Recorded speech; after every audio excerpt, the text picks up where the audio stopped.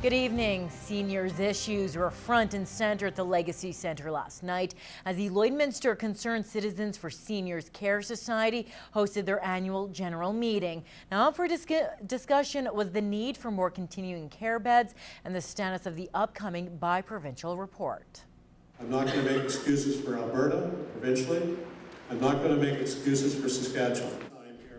Mayor Rob Saunders was the keynote speaker of the night. Now, as part of the bi-provincial committee, he helped form the report that detailed all the health care and continuing care needs in the city. Our age demographic and our population has grown so rapidly, and it hasn't been realized by the provincial governments that we are a very rapidly growing region that has a high population, and the needs accordingly haven't tracked, and the service and funding hasn't tracked the healthcare needs for this community.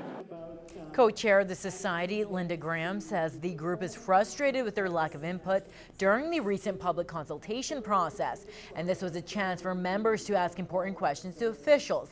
Now, she says she is happy with the turnout, but disappointed with some government officials who could not make it out. Truly disappointed in that none of our local MLAs saw fit to join us. And their constituents have these kinds of questions and concerns about health care or senior care in our city. I think they need to be here to listen. Graham says the group now plans to send the notes of the meeting along with their concerns to government officials in Saskatchewan and Alberta. There's no word yet on when the official bi-provincial report will be released. Well, smoke filled the sky in a residential neighborhood late this morning as an RV caught fire. The blaze started before the noon hour in a central residential neighborhood. Now, the owners were getting the vehicle ready for a trip this weekend and left it parked in a friend's driveway. And we're still under investigation what happened, and it looks like the trailer's probably going to be a total loss. No one was injured and the fire was put out quickly with no damage to the surrounding property.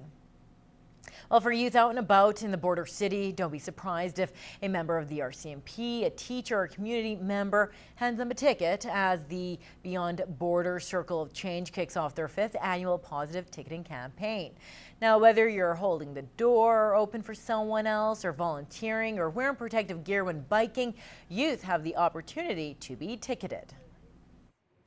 It's a chance for adults in our community, like the RCMP, like the teachers, to be able to start a conversation with youth, and that's the most important thing out of this, is that relationship building with our youth.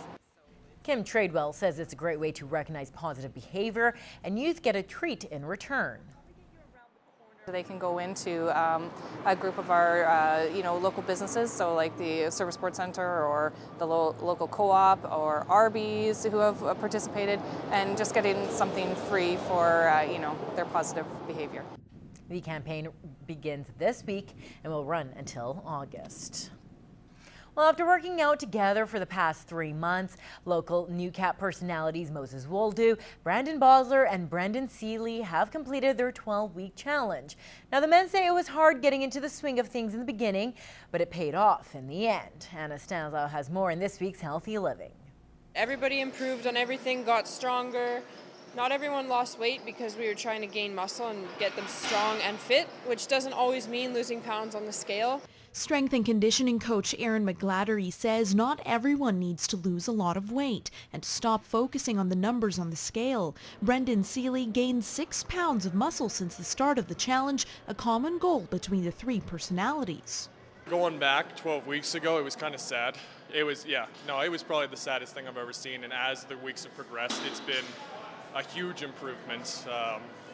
Just cardio, being able to lift things, just being in way better shape. I feel quite a bit better with myself, and I know looking at the results that we just got, increased or improved in every category. I do look a little bit trimmer, more so around the midsection, so that's also a plus.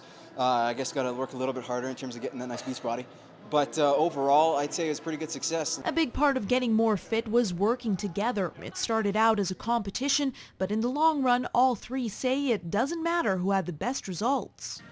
By like the 3rd day, it became more of like a a team thing, trying to get better all together, encourage each other, and that was the main goal, to see all of us progress. And it's not just working hard, finding that extra motivation and patience is essential to reaching your fitness goals. It comes out to eating right, making sure that you do get your exercise, and really be smart about it. I think you can also have fun. Now that they have that part down, it's to get control of nutrition and living an active lifestyle, not just coming to the gym 3 days a week, but taking care of what you're eating and drinking and what you do on weekends. Anna Stanislaw, Newcap News.